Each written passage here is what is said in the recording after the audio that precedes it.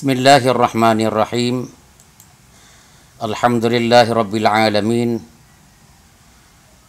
Hamdan katsiran thayyiba. Nahmaduhu subhanahu wa ta'ala. Wa nasta'inuhu wa nastaghfiruh. Wa natubu ilaihi wa natawakkalu alaih. Asyhadu an la ilaha illallah wahdahu la syarika lah. Wa asyhadu anna Muhammadan abduhu wa rasuluh. Allahumma salli wa sallim wa barik ala sayyidina wa nabiyyina Muhammad ibni Abdillah sayyidil mursalin wa ala alihi wa sahbihi ajma'in, amma ba'du. Pemirsa, para shaimin dan shaimat di mana saja berada, Assalamualaikum warahmatullahi wabarakatuh. Alhamdulillah, pada hari yang berbahagia ini kita bisa ketemu kembali seperti hari-hari sebelumnya dengan harapan mudah-mudahan Allah Subhanahu wa ta'ala menerima ibadah kita, Allah jaga kesehatan kita dan keluarga, dan Allah jaga kesehatan orang-orang yang kita sayangi, orang-orang yang mereka menyayangi kita, dan orang-orang yang telah bergelut di dalam dakwah, orang-orang yang telah membantu agama Allah, orang-orang yang siang dan malam tidak pernah melupakan tetangganya, keluarganya, dan teman saudaranya seiman dan seakidah. Pada kesempatan ini, saudaraku seiman dan seakidah, kita coba berbicara sedikit tentang masalah dahsyatnya salat tasbih. Salat tasbih, kita sering mendengarnya melalui kajian-kajian, melalui media sosial, melalui dari mulut ke mulut, dari WA ke WA, dari grup ke grup, tentang salat tasbih. Sebelum kita menyampaikan tentang dahsyatnya salat tasbih itu, perlu kita mengkaji muqaddimah tentang salat tasbih itu. Pertama sekali, apa hukumnya salat tasbih? Itu yang jarang dikaji oleh teman-teman kita, para da'i ilallah. Salat tasbih itu apa hukumnya? Sehingga kita pernah mendengar ada orang yang mengatakan salat tasbih itu adalah sunat dan sangat dianjurkan untuk kita lakukan. Ada yang mengatakan itu adalah sesuatu yang tidak ada dasar hukumnya. Kalau berbicara tentang itu, saudaraku seiman dan seakidah, kita nggak usah galau. Itu aja kok galau. Gaya sudahlah, kalau memang dianjurkan, ayo kita lakukan. Oh, salat tasbih dianjurkan, ayo kita lakukan. Kalau memang salat tasbih tidak dianjurkan, ya nggak usah lah. Galau-galauan kenapa emang? Justru karena mungkin kegalauan kita, ketidakpahaman kita, ketidak ada kajian kita tentang masalah yang menyebabkan kita galau itu tentang salat tasbih. Kita coba memperhatikan yang jelas. Ada hadis Rasulullah sallallahu alaihi wasallam yang beliau mengatakan kepada pamannya, yaitu Al-Abbas bin Abdul Muttalib, sebelum beliau wafat. Apa yang beliau katakan kepada Al-Abbas? Hai Abbas, pamanku, saya akan menganjurkan kepada paman untuk melakukan beberapa unsur Atau kama qala Rasulullah sallallahu alaihi wasallam. Ini terjemahannya terjemahan bebas. Kalau engkau wahai Abbas melakukan yang saya katakan ini,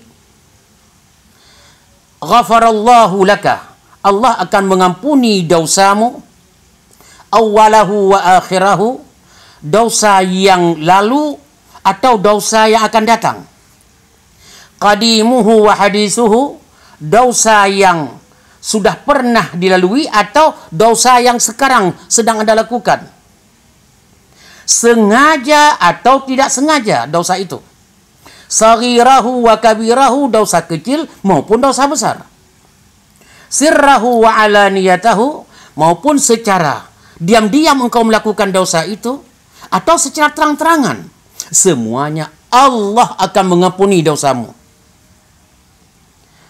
Apa yang harus engkau lakukan wahai Al-Abbas pamanku?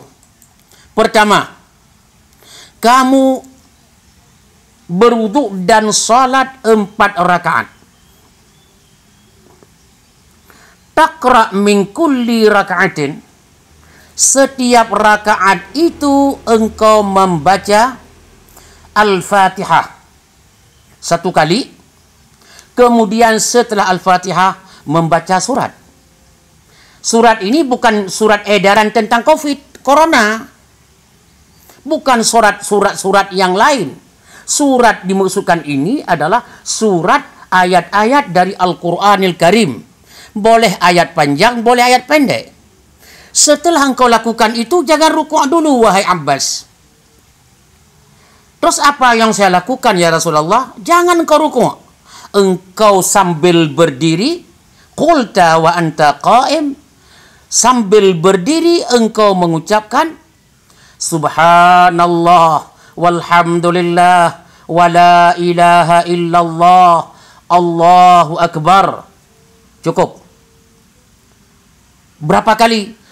15 marrah, 15 kali.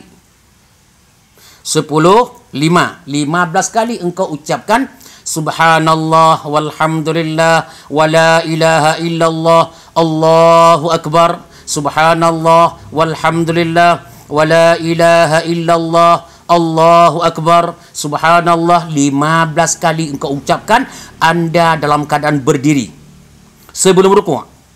Setelah itu Anda setelah sampai 15 kali Anda rukuk.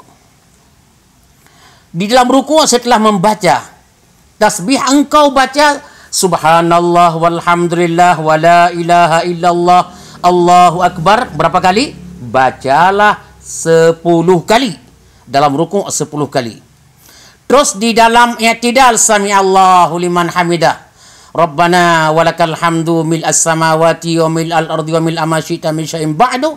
Engkau baca Subhanallah walhamdulillah wa la ilaha illallah wallahu akbar 10 kali. Kemudian engkau sujud, Allahu akbar sujud. Dalam sujud engkau baca 10 kali. Kemudian bangun dari sujud, duduk antara 2 sujud, baca 10 kali. Kemudian sujud yang kedua, engkau baca 10 kali. Kemudian sebelum bangun ke rakaat yang kedua, namanya duduk sebentar, duduk istirahat. Sebelum engkau meneruskan ke rakaat yang kedua. Pada saat itu engkau baca juga 10 kali. Jumlahnya dalam satu rakaat, coba lihat. Di berdiri 15, di rukuk 10 jadi 25, i'tidal 10 jadi 35, di sujud 10 jadi 45, duduk antara 2 sujud 10 jadi 55, kemudian istirahat 10 jadi 65. Kemudian 65, kemudian sujud tadi lupa dihitung, sujud yang kedua 10 jadi 75. Saya ulang, di i'tidal ada di berdiri 15, di sujud 10, i'tidal 10, sujud pertama 10, duduk antara sujud 10, sujud kedua 10, duduk istirahat 10. 6 kali 10 60, tambah 15 waktu berdiri 75 kali engkau ucapkan Subhanallah walhamdulillah wa la ilaha illallah wallahu akbar di satu rakaat. Lakukan hal itu wahai Abbas bin Abdul Muttalib pamanku. 4 rakaat, 4 kali 75 kali. Tasbih berarti 300 kali tasbih. Kalau engkau lakukan itu, Allah akan mengampuni seluruh dosa kecil, besar, yang baru, yang lama, sengaja, tidak. Semuanya diampuni oleh Allah Subhanahu wa Ta'ala. Ini hadis ini adalah diriwayatkan oleh, ingat, Abu Daud. Ya, diriwayatkan oleh Ibnu Majah. Malah dalam Al-Hakim pun disebutkan. Ya, dalam Ibnu Majah malah disebutkan hadis sahih. Ada yang sebagian mengatakan hadis hasan. Ya, ingin saya garis bawahi itu dari berdasarkan itu, meskipun sudah itu hadis sahih menurut sebahagian ulama hadis, masih ada ulama-ulama yang mencoba berfatwa, berijtihad untuk munculnya 2 pendapat. Coba kita, sebelum kita melihat dahsyatnya salat tarawih. Salat tarawih. Ingat Ramadan pula di salat tasbih. Yaitu, pertama, menurut Qadhi Husain, mazhab Syafi'i, Rawyani, Al-Baghawi, Mahamili, Mutawalli, Imam Ghazali, Ibnu Mubarak, Ibnu Salah, Khatib Syarbini dalam kitab Mughni Muhtaj, dan yang lain-lainnya, semuanya mengatakan yustahabbu salatut tasbih, dianjurkan kita untuk melakukan salat tasbih. Sedangkan seperti Imam Nawawi, itu ulama besar dalam mazhab Syafi'i, dalam kitab majmu'nya, Majmu' Syarah Muhazzab, wal Uqaili wa Abu Bakar bin Arabi wa Ibnul Jauzi, beliau dan yang lainnya mengatakan hadis tentang salat tasbih tidak dianggap hadis sahih dan sebaiknya kita tidak melakukan salat tasbih. Kan 2 pendapat ulama. Ya. Imma kita lakukan berdasarkan tadi atau tidak kita lakukan. Kemudian para hadirin jamaah yang dimuliakan Allah Subhanahu wa Ta'ala, kalau sudah kita paham itu, bahwa dalam bagi ulama-ulama yang menganjurkan, pertanyaannya kapan kita lakukan? Kalau kita mau lakukan, berpihak kepada hadis itu, hadis sahih dan fatwa ulama dianjurkan. Kapan kita lakukan itu? Jawabannya, ini sata'ata, kalau Anda mampu untuk Anda melakukan salat tasbih fi kulli yaumin marrah, setiap hari 1 kali, faf'al, silakan lakukan. Oh, saya tidak mampu kalau 1 kali sehari 1 kali. Kalau tidak mampu setiap sepekan sekali, setiap Jumat sekali. Oh, tidak mampu, ambil setiap bulan sekali.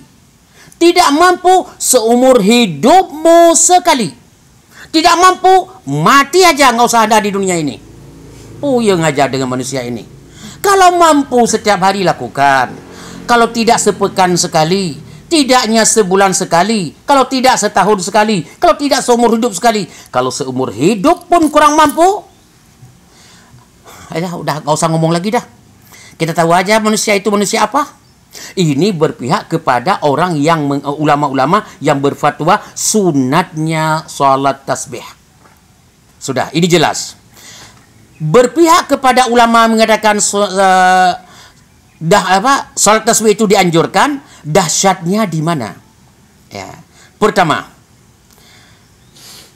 berapa kali kita ucapkan subhanallah walhamdulillah wa la ilaha illallah wallahu akbar? Jawabannya satu rakaat 75 kali. 4 rakaat 300 kali. Dahsyatnya di mana, Ustaz? Lihat.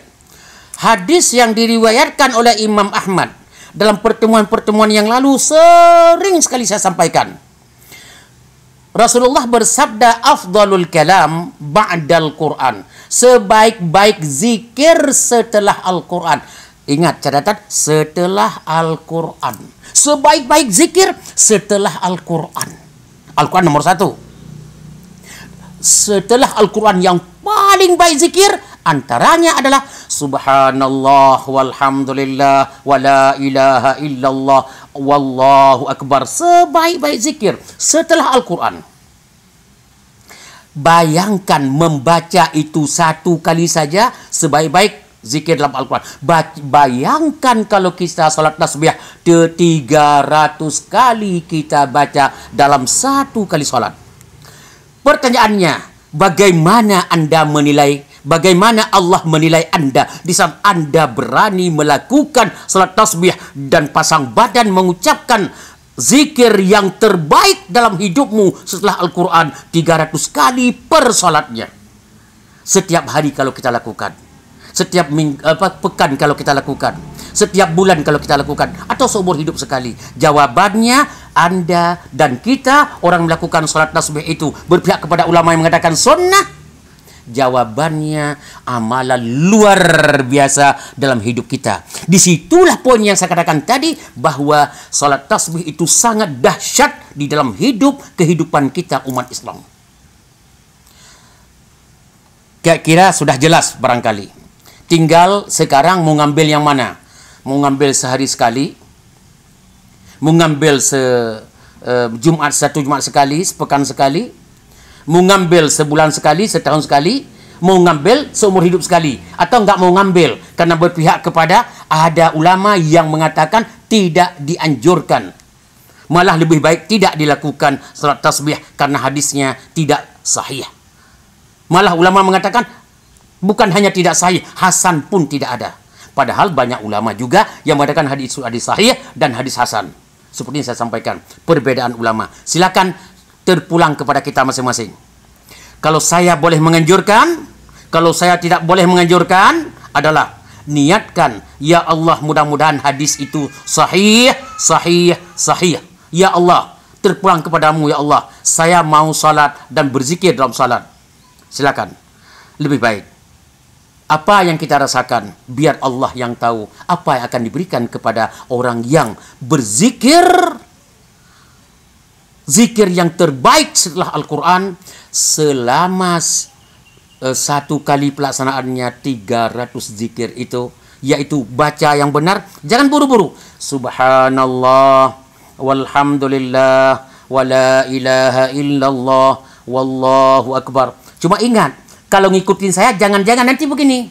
Begitu salat Allahu akbar, udah baca Fatihah, udah baca ayat langsung subhanallah. Karena lihat di video begitu, subhanallah walhamdulillah wala ilaha illallah. Jangan dihitung. Ini video, tapi berdiri tegak setelah baca Al-Fatihah, baca ayat, saya itu baca subhanallah walhamdulillah wala ilaha illallah wallahu akbar. Enggak usah besar-besarkan suara. Ustaz, kalau kita laksanakan tasbih siang boleh? Boleh. Malam boleh? Boleh. Zuhur boleh? Zuhur itu siang. Pagi boleh? Pagi siang. Setelah maghrib boleh? Setelah maghrib malam. Siang malam silakan Anda lakukan kapan ada waktu. Pertanyaan, kalau siang usahakan kecilkan suaranya, tidak ada jahar. Tapi kalau malam boleh kecilkan suara, boleh jahar, tidak ada masalah. Karena salat malam itu diperbolehkan jahar, malah dianjurkan jahar. Itu saja barangkali yang dapat saya sampaikan tentang dahsyatnya salat tasbih. Untuk mengamalkannya, terpulang kepada kita. Allahumma inni ballaghtu, Allahumma inni qad ballaghtu, Allahumma fashhad. Ya Allah, saya sudah menyampaikan, ya Allah saksikan, saya sudah menyampaikan apa adanya tentang dianjurkan atau tidak dianjurkan. Siapa saja yang mengatakan dianjurkan salat tasbih, siapa saja dari ulama yang mengatakan tidak dianjurkan salat tasbih, terpulang kepada masing-masing. Kalau saya usulkan, amalkan yang dianjurkan. Terpulang kepada Allah. Mudah-mudahan hadis itu sahih dalam pandangan Allah Subhanahu wa ta'ala.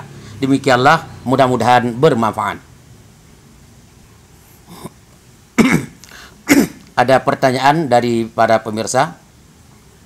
Kita coba melihat. Kayaknya para pemirsa ini pada angkat tangan semuanya. Entah angkat tangan ini mau pergi atau angkat tangan mau sesuai atau apa, biar Allah yang tahu. Yang jelas mudah-mudahan semua yang mengikuti kajian ini, langsung atau tidak langsung, atau nanti atau besok setelah melihat rekaman dan sebagainya. Saya dan kita semua mendoakan teman-teman kita yang lagi puasa diterima puasanya oleh Allah. Teman-teman kita yang lagi sakit disembuhkan penyakitnya oleh Allah. Teman-teman kita yang masih bermasalah dengan ekonomi, mudah-mudahan Allah mudahkan rezekinya dan berkah dalam rezekinya. Orang-orang yang belum berinfak hari ini sedangkan mampu, ya Allah bukakan hatinya untuk berinfak. Kalau tidak berinfak di bulan seperti bulan suci ini, kapan lagi ada bulan yang lebih bersih, lebih suci, lebih hebat daripada bulan Ramadan. Ini ada pertanyaan dari teman bahwa, silakan. Baik, pertanyaan pertama dari Facebook bernama Pipih Lugoyah Wicaksono. Ya. Dia bertanya, Assalamualaikum Ustadz, maaf mau tanya, untuk sholat tasbih bagaimana niatnya Ustadz? Oh ya, Masya Allah, Masya Allah, kelihatan sekali Mbak ini adalah salihah. Amin. Cara niatnya, pertama dalam hati niatnya mengucapkan aku salat tasbih karena Allah Ta'ala. Cukup insyaAllah. Aku salat sunat tasbih karena Allah Subhanahu Wa Ta'ala. InsyaAllah Allah terima. Allah yang tahu niat kita. Mudah-mudahan sudah terjawab. Allah Ta'ala alam. Ada lagi? Untuk pertanyaan satu lagi, sepertinya ini yang terakhir, dari Instagram @naifafashion. Wah, susah sekali bacanya itu. Iya. Assalamualaikum Ustadz, maaf Waalaikumsalam. mau tanya, waktu terbaik untuk sholat tasbih itu kira-kira kapan Ustadz? Masya Allah, tidak kalah salehnya. Masya Allah, kesalehan kedua-duanya Allah jaga dengan baik. Nah, kapan sebenarnya kita melakukan salat tasbih itu? Jawabannya 24 jam silakan Anda lakukan, kecuali waktu-waktu yang ada larangan dalam hadis, seperti setelah salat subuh sampai terbenam matahari tidak diperbolehkan. Satu. Yang kedua, setelah salat asar sampai terbenam matahari tidak diperbolehkan. Selebihnya silakan Anda lakukan, silakan Anda kerjakan kapan saja, di mana saja. Tidak harus di masjid, tidak harus di rumah, malah di mana-mana pun silakan Anda lakukan selama cukup syarat tentang kebersihan dan sebagainya. Terima kasih, mudah-mudahan sudah terjawab. Allahu Ta'ala a'lam. Ini ada yang penting sedikit yang masuk. Ini kalimatnya Abi.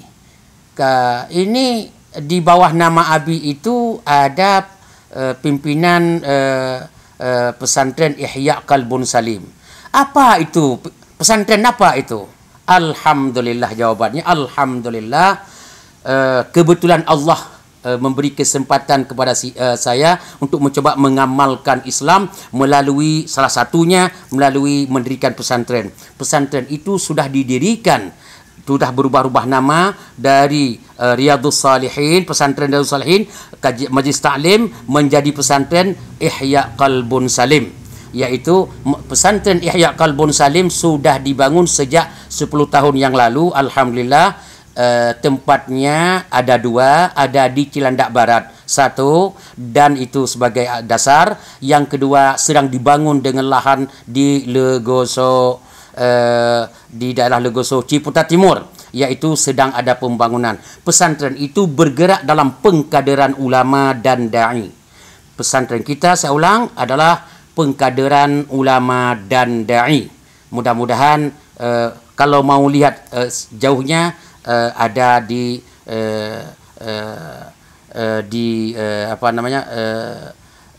penjelasan di Ihya Qalbun Salim. InsyaAllah di mana-mana ada. Mudah-mudahan bermanfaat. Terima kasih kepada semuanya. Kita sekarang mari kita berdoa kepada Allah Subhanahu Wa Ta'ala. Mudah-mudahan kita diberikan sehat, tenang dalam hidup, sudah melakukan ibadah dengan baik. Mudah-mudahan tahun ini, ibadah tahun ini, bulan Ramadan ini lebih baik daripada bulan Ramadan sebelumnya. Dan Allah ampuni dosa kita, dosa kedua orang tua kita, dan Allah jaga kesehatan kita, dan Allah jauhkan corona yang ada sekarang ini. Mudah-mudahan Allah cabut dari akar-akarnya, kembali normal dalam hidup umat Islam di mana saja berada. Ya, bismillahilladzi la yadurru ma'asmihi syai'un fil ardi wala fis sama' wa huwas samiul alim. Bismillahilladzi la yadurru ma'asmihi syai'un fil ardi wala fis sama' wa huwas samiul alim. Na'udzu bikalimatillahi tammah min syarri ma khalaqa. Ya Allah, ampunilah dosa kami ya Allah, maafkan kesalahan kami ya Allah. Jadikan Ramadan tahun ini ya Allah Ramadan yang terbaik kepada kami ya Rabbal Alamin, melebihi Ramadan-Ramadan sebelumnya ya Allah. Ya Allah, jadikan kami ini hamba-hambamu yang pantas mendapat syurgamu ya Allah, syurga Jannatun Naim ya Rabbal Alamin. Ya Allah, orang tua kami yang telah berpulang ke rahmatmu, ampunilah dosa mereka ya Allah, lapangkan kuburnya ya Allah, dan masukkan dalam syurgamu ya Allah bersama keluarga mereka, dan keluarga kami bertemu dalam syurgamu ya Rabbal Alamin. Ya Allah, ya Arhamar Rahimin, siapapun yang telah membantu agamamu ya Allah melalui infak, sedekah, pikiran, dakwah, kegiatan apapun ya Allah, jagalah kesehatannya, muliakan hidupnya ya Allah, mudahkan rezekinya ya Allah. Orang-orang yang mendengar kajian ini ya Allah, ya Allah, orang-orang yang mendengar kajian ini ya Allah, berikan hatinya untuk mengamalkannya. Jadikan ya Allah ini sebagai sarana untuk menambah ilmu pengetahuannya ya Allah, dan terimalah amalannya ya Rabbal Alamin. Dan kalau salah yang saya sampaikan ini, maafkan saya ya Allah, maafkan saya ya Allah, maafkan saya ya Allah. Kalau benar yang saya sampaikan ini ya Allah, berikan pahala kepada orang yang menyebabkan saya bisa menyampaikan kebenaran ya Rabbal Alamin. Wa sallallahu ala sayyidina Muhammad wa ala alihi wa sahbihi walhamdulillahi rabbil alamin.